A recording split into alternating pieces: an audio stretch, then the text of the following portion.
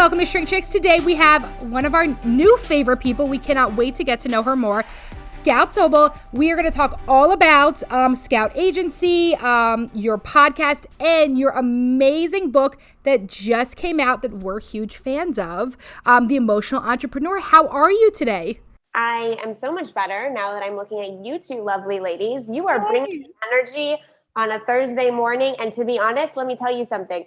My husband, he makes coffee for me every single morning. Like he's like a big coffee aficionado. It's what happened with the pandemic. He's got this whole like espresso thing. He grinds his own beans. It's a situation. And so he makes the coffee and then it's scheduled so that it's ready for me when I wake up because I wake up earlier than him. But he forgot to do that. And so I just poured in like a lot and it was strong. It was strong today. So I'm here in good spirits. Oh, so you're like, are your palms sweating? No, I'm just enthusiastic and passionate about life. It really works out. You don't even need the coffee. So, Scout, give us a little intro to yourself. So I am Scout Sobel. I am the founder of Scouts Agency, which is a PR-focused, female-focused PR agency that specializes in getting women as guests on podcasts. I am also the co-host of Okay Sis Podcast, which I run with my sister Mads. I am the host of Scout Podcast, which I just solo episodes of me rambling about the intersection of mental health and entrepreneurship because I was diagnosed with bipolar disorder at the age of 20.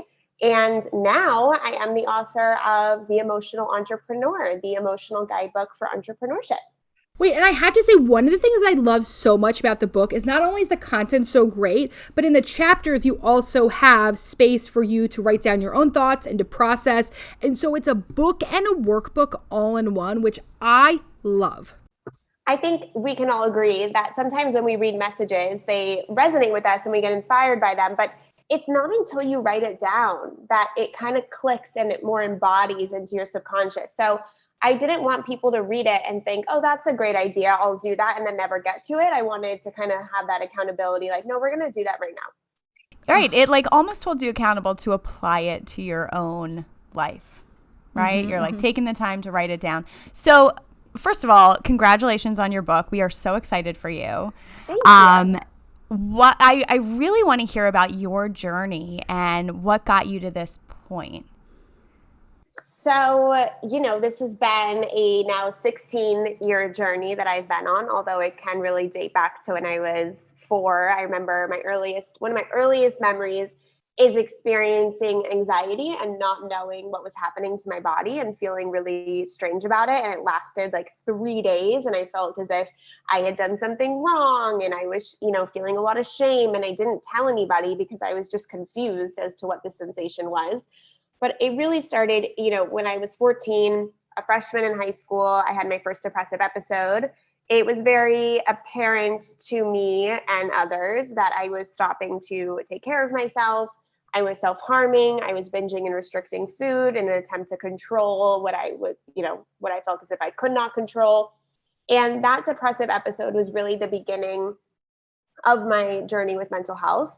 I was put into therapy once my school found out that I was self-harming and they told my parents. I was the only person or the only friend in my friend group that was in therapy. This was 15 years ago. And so the idea that people without quote unquote diagnosed mental illnesses would go to therapy was not a thing. And so I was the only peer in therapy. I took a 500 question test and I ranked between chronic and clinical depression, and nothing was really done. A lot of the times when you're in high school, maybe it's teenage hormones, maybe I'm just sensitive. And, I think that's a blessing and a curse. It's a blessing because I wasn't put on psychiatric medication too young, or I wasn't completely uprooted from my high school experience and put into treatment.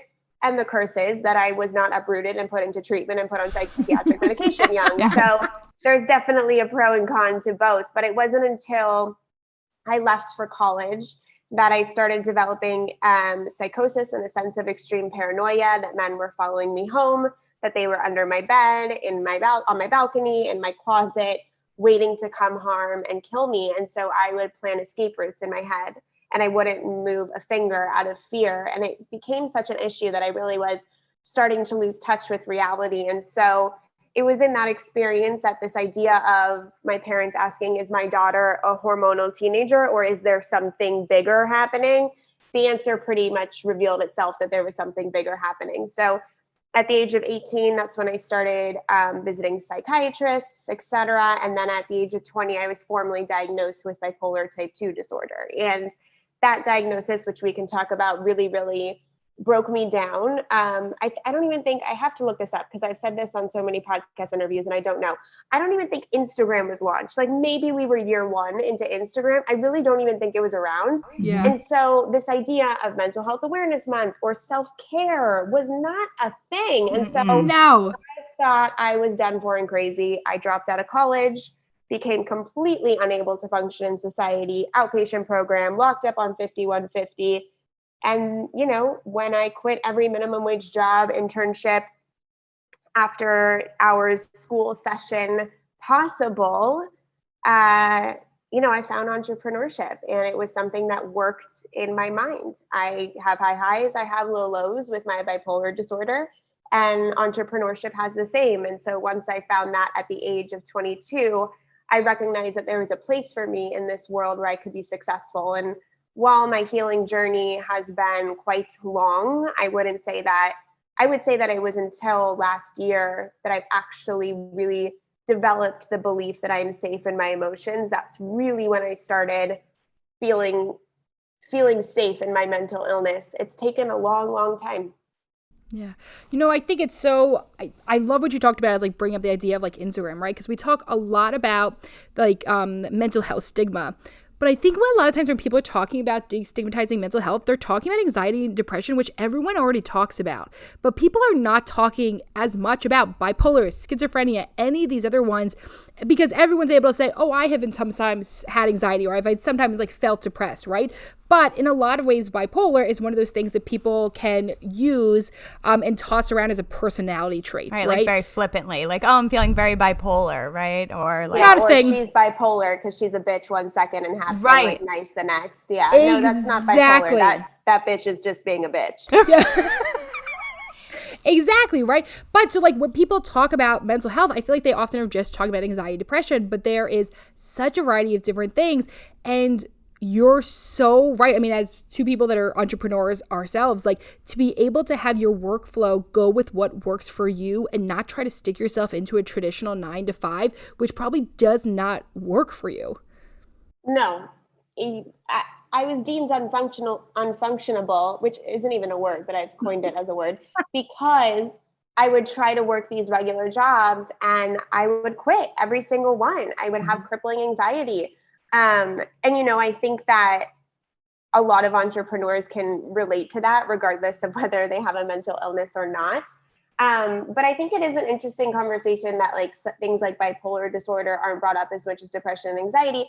And I really think that this is, and you can correct me if I'm wrong, is that depression and anxiety, you know, people can experience depressive episodes and suffer from depression at different points in their lives.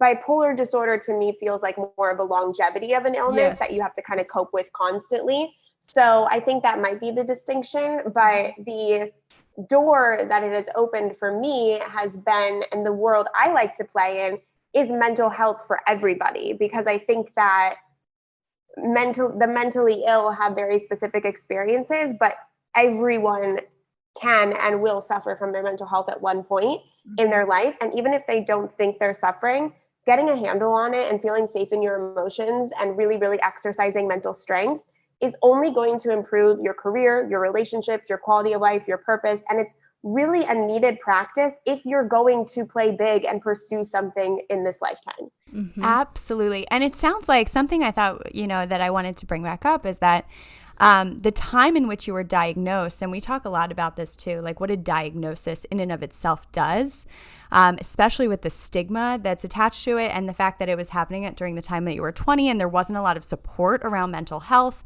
wasn't a lot of discussion around it. What did the like diagnosis in and of itself do at the time for you? You know, I have so much to say about diagnoses, and it's not, I said, that sounds like I have a very passionate stance around it. You know, when I was diagnosed, she told me I was manic depressive and I blacked out. I don't remember anything she said. I'm sure she tried to tell me what that meant. I walked back to my apartment, which I was living with my best friends at college at the time. And I opened my phone and I Googled it. I just sat there and Googled it, knowing that something big was about to happen to me or had just happened to me. And it said bipolar. And I thought I was done for. Like, I thought it was the end for me. It was the reason why I couldn't get to French class. It was the reason why I couldn't hold a minimum wage job. Was I going to have to live with my parents forever? What does this mean in society? And so I was on the next flight home and dropped out of college at that time. And so when it happened, it was very scary. It was very, very scary. And I also want to highlight that people don't really realize, and I hope one day I can change this. I really think this is in my part of my purpose in life, yet at a later age, not right now, is that when I was diagnosed, a year later, I started dating my now husband, then boyfriend, and he was a year and a half sober. He's 10 years sober now from addiction. And yeah, amazing. Congratulations to him. Yeah, it's awesome. And so he was really the one that prompted me to walk down a path of active healing, of taking responsibility for the cards that I was dealt and over my emotions. And I used to get so angry and maybe even jealous at him because he has a mental illness that takes form in addiction. There are places for those people to go. You go to detox, and then you go to rehab, and then you go to sober living. And all the while you're in the rooms 5 days a week, and there is a structure for you.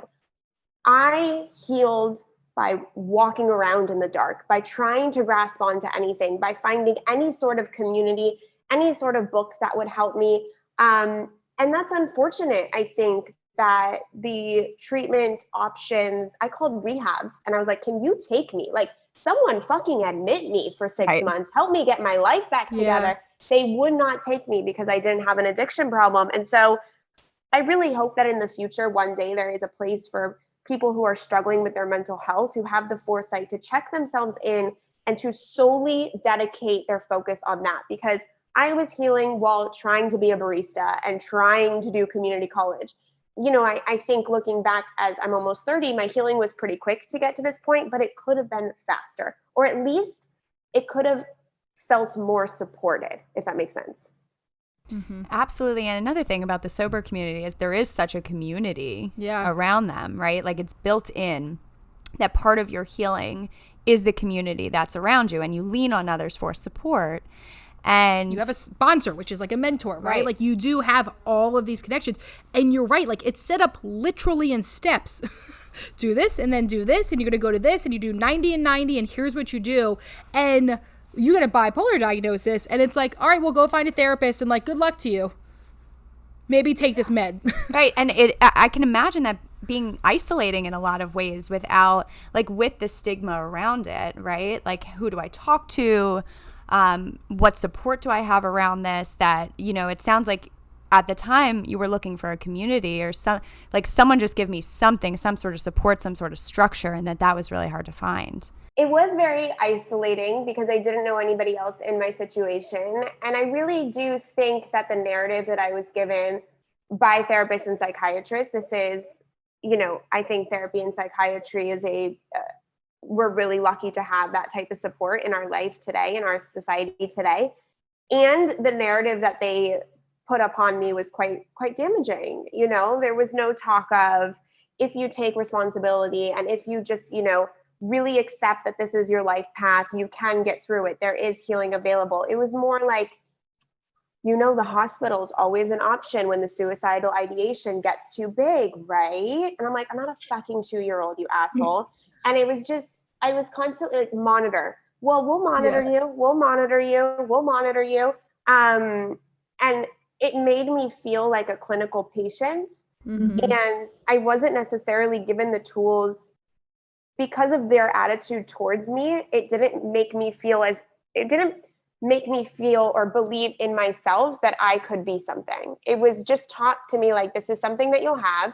We'll figure out how to manage it. Many psychiatrists fucked me up even more because they put me on stuff that they shouldn't have put me on.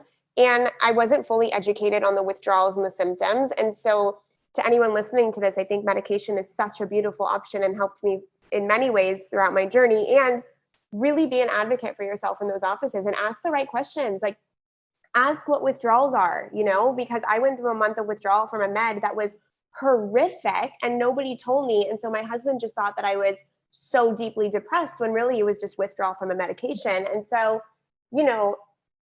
it's isolating. And then when you go into, if you don't really advocate for yourself for the right therapist and the right psychiatrist, you can be fed messages that you can't overcome what you're overcoming. And so I think I hired a coach last year. She's not a therapist, she's a coach. And I said to her, listen, like, I'm bipolar and I could get suicidal, and I listed everything. I could get catatonic on you. And I was like, are you really sure as a coach you want to coach me? She says, yes, you're human. Yeah. And she was the first person that actually looked at me like I was just human. Mm-hmm. And I grew and healed so much with her because she was never afraid. I was never a patient that needed to be monitored. Mm-hmm. In her eyes, I was someone with unlimited potential that hadn't been given the right empowering narrative. And so I think that if you're going into therapy and psychiatry, really ask yourself, is this the right fit? Is this person the right fit for me? Because it's so incredibly important, because I think that the narrative that I was fed, just looking back, allowed me to stay stuck. Mm-hmm. Well, the interesting part about that also is, like, you'll see a lot of therapists that are leaving the field to become coaches. And part of that is because coaches do not have to abide by the same ethical and legal guidelines because there's not state and federal jurisdiction around it, right? So for us as therapists, part of it is if our clients hurt themselves or unalive themselves, we can hold responsibility, where coaches don't have that. So there are tons of therapists that are choosing to leave the role of therapy and divest from licensure so that they can go do this work without possibly getting sued themselves. Right. So it's such an interesting thing about how policy has in some ways clinicalized what should be a healing field and taken away a lot of that, because therapists will come in the room and be so worried. The second you talk about suicidal ideation, some therapists freak out. Right? It's all they think about is, okay, well, we got to get you right to in Pennsylvania. It's like, I need to fix this. Yes, I need to fix this. As long as you don't unalive yourself, right? There we go. Because it's like practicing based in fear as opposed to based in, like, I hear you, I'm here for you, and I hear how much pain you're in. Mm-hmm. Yeah, and also, like, yes, 100%. It is very interesting that therapists are dropping off to be coaches. And I think there's something to be said about that, because obviously the healing modalities are really in these therapists because they understand the material, right? And it's so cool to see, back then my therapist was 75, right? Like there's no young, cool person back then who got it, I was. And when he went to school 75 years before that, like, it's a little different education. Yeah. So they were diagnosing women with hysteria. Yeah. Yeah. So he was like, do you have your period? I think I've been out of the therapy game for a long time. Although I did have this most amazing therapist who, like, I fucking loved so much. She blurred the lines a lot, which is really helpful for me. But yeah, I think today it's cool how women in our generation can be therapists, and we don't have to necessarily resort to the gross room of a 75-year-old man.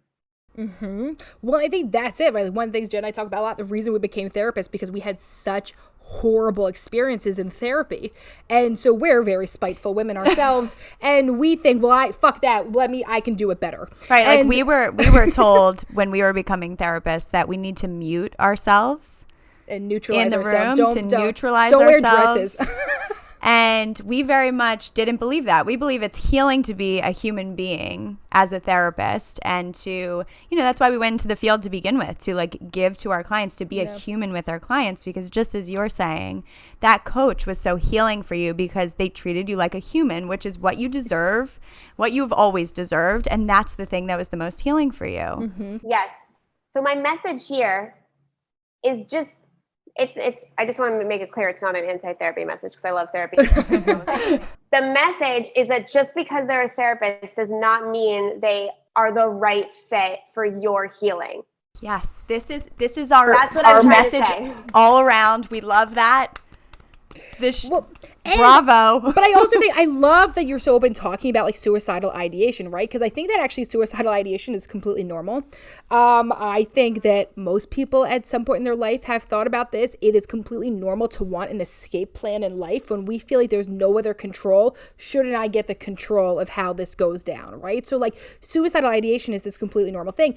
But I think a lot of us have felt so much shame from that experience, or have been shamed from health practitioners, often from openly admitting this, that there's a thought that like, quote unquote, I'm too fucked up to run a business, or I'm too fucked up to go be married, or I'm too fucked up to have, any of these own things. So instead, I'll just work at this desk, my 9 to 5, and I'll fucking hate my life and feel like a cog in the machine. And continue to isolate, and it just further feeds it. As if there's not amazing fucking people running badass companies like yourself doing badass things who have gone through this journey to figure it out. I mean, I listened to a TED Talk and he said, do you want to know what the nickname, do you want to know what CEO's nickname is?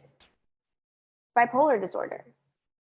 So many CEOs and entrepreneurs suffer from intense mental illness. And this is where I really like to reframe it. I get a lot of women from Okay Sis coming to me and saying, I just got a bipolar diagnosis. I'm freaking out. And I said, congratulations, you're now one of the lucky ones. It's going to suck. It's not going to feel good.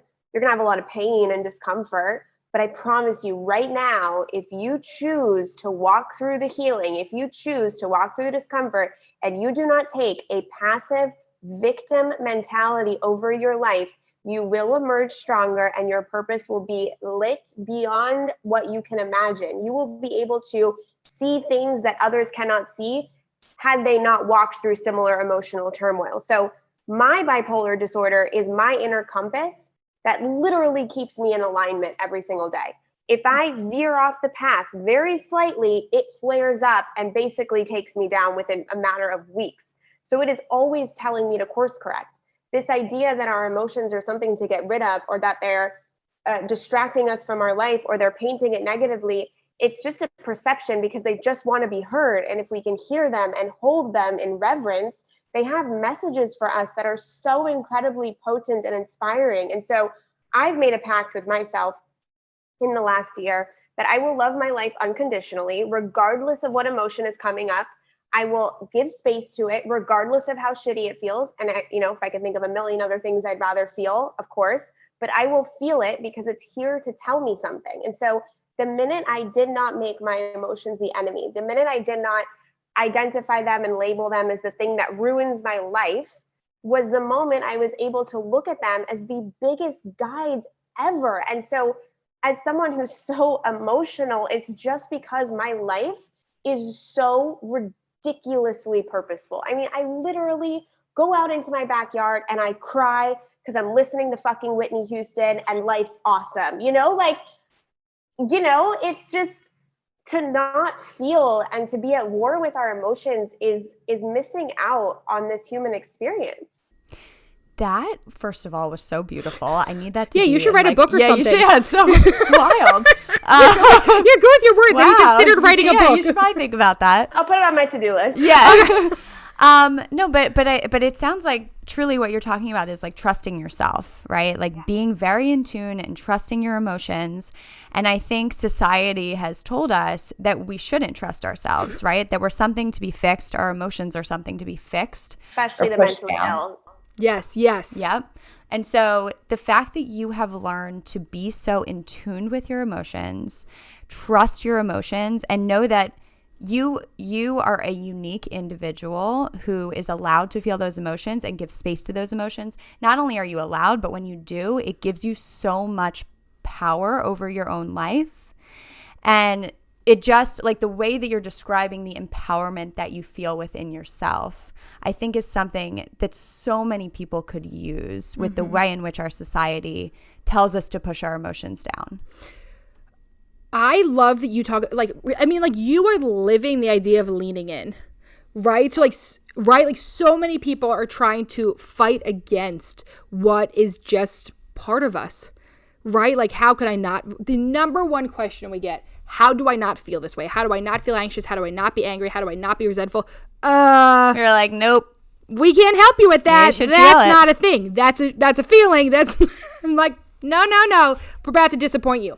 And so I love what you're talking about is like, how do you figure out how to work within what you have and make the most of it? I'm super fucking bummed that you guys weren't therapists, because I'm assuming we're around the same age. When I was younger, we would have done some really great work on my mental state.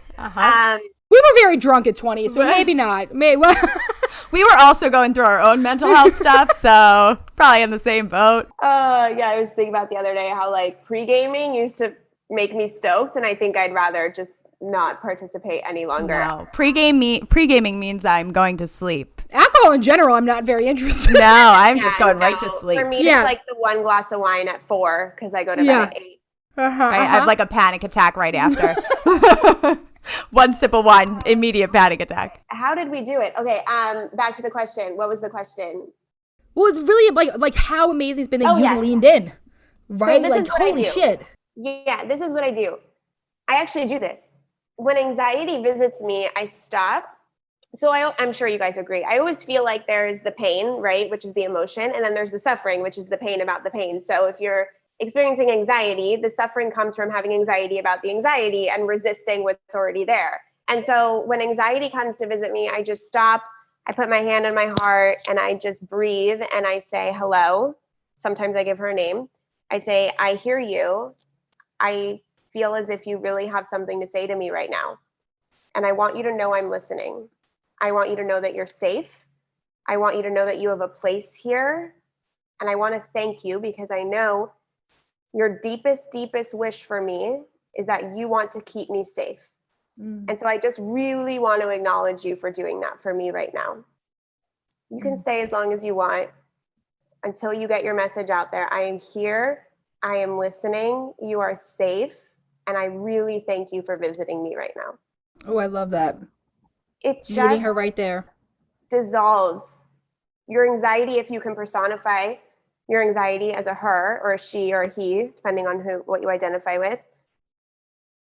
All of a sudden, when you make your anxiety feel safe, she relaxes and you're good. But the minute you resist it, the minute you don't accept it is when she flares up so significantly. I was on a podcast and, that practice also, you have to really accept that the time limit of when that anxiety is staying in your body is not up to you.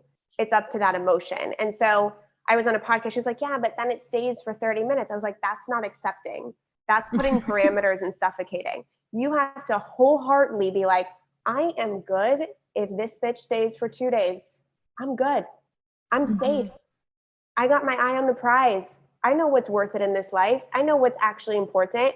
She's having a temper tantrum. I will continue to make her feel safe. And I know that she's got to cry it out in there. This is literally how I parent my toddler. This is parenting. Let me talk about some like inner child shit, but like that's like my fucking kid at home, right? Like, yeah, I was actually just thinking of a kid. I don't have kids. I was thinking like they're throwing the tantrum. Like you can't stop them, right? No. Well, and what happens when you stop them, right? Like they'll freak out even more, right? Like they get more intense and she attacks you, right? Like, and so she kicks your potty over. But you're to give space to the anxiety, right? Where if you're saying, I can't feel this, right? Or I only need to feel this for 30 minutes, right? There's such a fear there's anxiety about having the anxiety and then it ends up compounding on itself, right? And so I think I love the way that you're talking to your anxiety, you're personifying it, but also to be able to say like, okay, if I let myself feel this, I can get through this. This is something I can work through. I can let myself feel it and I can trust that I will get through this. And I think there's such a fear, we hear this a lot too in men, right? Like if I allow myself to cry, if I allow myself to let myself feel this emotion, then what if it never stops? Right? It will never stop unless you feel it. Exactly. And so my answer is always like, you're feeling it, whether or not you're letting yourself feel it. Doesn't matter. Yeah. I had such a beautiful moment the other night, which I should probably talk to my husband about what I share about our relationship. But anyways. Well, afterwards. We've been working a lot on communication and him feeling safe when I'm emotionally upset, because historically in the past, when I was emotionally flared up, it could mean emergency state. It could mean we got to go to the hospital. And so there's a little bit of that PTSD that we're trying to work around with this kind of new operating system that I am embodying. And so we were watching this TV show, and the main characters decided to end their marriage. And I was really triggered because I saw one of the characters look in their face, and it reminded me of one of my parents' look when they got divorced. And I was watching a marriage dissolve, and then all of a sudden I was 17, and I was watching the most important marriage at the time dissolve as well. And I was like, there's a big emotion that's about to come out, and it's primal. And I was like, am I safe right now to experience this with him sitting next to me? Mm-hmm. And I decided to be safe because it was like a tsunami coming up. And I let out this cry because I allowed myself that to feel safe in it. I let out a cry that was, I think, like 5 to 7 seconds. And it was a loud noise. I don't even know what came out of my body. I started shaking, and it was so intense. And 15 seconds later, I was fine, because I just said, I am so safe in this. This is going to be a tsunami. It's going to be really intense. I know my partner loves me. Boom, let's do this. And I just didn't restrict the flow of what was coming up, which I think really allowed probably some built up trauma stored in my body from that time. There's a type of therapy called acceptance and commitment therapy, and they always give the example of the Chinese finger trap of like, if you try to pull away from it, you will get stuck. If you lean into it together, you can easily remove yourself, right? And I love that example because I think it's very easy to visualize, to look of like, okay, like if I don't try to pull away from this, if I don't try to struggle, if I breathe and ease in and lean in, I can release. And I think that is like such an important thing about like, what if we allowed that? Like, what if we didn't treat ourselves with such rigidity and we worked within what we have? And or like judged ourselves. Yes, right? Like when we emotionally released that intensely. Because I think that was the one reason I didn't want to release. I was like, is this going to be like fucking weird? Like, is he going to think I'm crazy? You know, because when an intense emotion comes up, we do weird things with our bodies if we allow ourselves to really feel, you know, and it looks weird. Yeah. But it's so natural. But you use primal. It is truly human. There is a reason why we have such intense emotions, right? Like we've developed those intense emotions for a reason. Just as you said, like our body is telling us something. There's some information there. And it's so interesting because just as therapists, like people will come into therapy and say, you know, I'm coming in because I have anxiety. So like, take my anxiety away. And then we're like, that's not really how it works. No, the best is when somebody calls up and they're like, how many sessions would it be for you to get rid of my anxiety? And I'm like, that's no, I can't. I have a question. What kind of, do you guys find, because since like my experience with therapy was, I think, a little bit of the older traditional model, are the people coming to you, are they younger than you, or do older people come to you? Because one time I went to the doctor and I was like, this guy's my age. I think I'm going to die of embarrassment, right? Like, does that happen to you? Is it younger, same age, older? It's everything. So you get like a 65-year-old housewife who's like fed up with her life and she's like, tell me what to do. Especially because we do sex therapy. Like we'll get like couples in their 60s and 70s. I also think it depends on like who those people feel safe with, right? So if they see us and they're like, well, those girls are too young, like I need someone who's older than us, then they're not going to come to us, right? Like that. But there's people who or they see us and they're too unprofessional, right? They're too unprofessional, right? Like I want someone who's professional and very straight edge, and so we're not going to be the right therapist for them. But there are people who see us and they're like, oh, they can relate to me, like they know they can understand what I'm going through. They're not going to talk to me in this very like clinical, walled up fashion. And so we really get all walks of life, but we always say, just as you're saying, just because someone's a therapist doesn't mean they're the right fit for you. And so for a good therapist. So for you to figure out what is the right fit is so essential to your healing. Just as you said, you had some damaging experiences in therapy. Can I tell you my best experience? Please. Yes. It's more of like a wild, funny story. Yeah, we want to hear it. Yes. So good. So this therapist I loved because she was all fucked in the head and also had a mental illness, and her son had a mental illness and her husband had a mental illness, and like, it was like a circus in that office. And so she would tell me how she would relate to me, but she was older. She was probably like 65. She was very bohemian and whatever. And I was talking about sex to her and how I felt shame around sex because my paranoia was men trying to, attack and hurt me. And so that left shame in my body. And she just sat there and she says, you want to know what I do? And I was like, tell me what you do. She's like, before I have sex, I'll go into a room. And she's like a 65-year-old woman. I was like 23, 4. I go into a room, I take my top off, and I just massage my nipples for 10 minutes. I just massage my nipples for 10 minutes, and it just gets me in the mood.